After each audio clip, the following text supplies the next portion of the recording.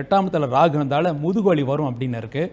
அந்த முதுகு வலியினால் உங்களுக்கு ரத்த ஓட்டத்தில் சிறு பாதிப்புகள் ஏற்படும். அதனால் ஆரோக்கியத்தில் மிகுந்த அக்கறை தேவை. அப்புறம் செலவினங்கள் நிறைய செலவினங்களாகும். சுப செலவுகள் நீங்களாக பண்ணலாம். அதாவது வீடு வாங்குறது, நிலம் வாங்குறது எல்லாம் பண்ணலாம். ஆனால் வீடு நிலம் வாங்குறப்போ லிட்டிகேஷன் இல்லாமல் இருக்கா அப்படின்னு 100% செக் பண்ணிவிட்டு வாங்கணும். இல்லாவிட்டால் அதில் கொஞ்சம் நீங்கள் மாட்டிக்கக்கூடிய வாய்ப்புகள் இருக்குது.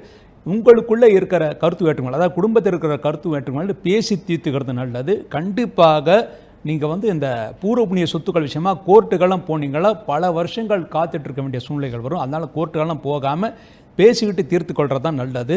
கடகராசியில் பிறந்தவங்க அவசியம் இந்த ராகுகேது பயிற்சிக்காக ஒரு முறை அருகில் இருக்கிற காளி கோயிலுக்கோ அல்லது துர்க்கைம்மன் கோயிலுக்கோ போய் ஒரு 108 எலுமிச்சை பழத்தை நைவேத்தியம் பண்ணி வரவங்களுக்கெல்லாம் கொடுக்க சொல்லுங்கள்.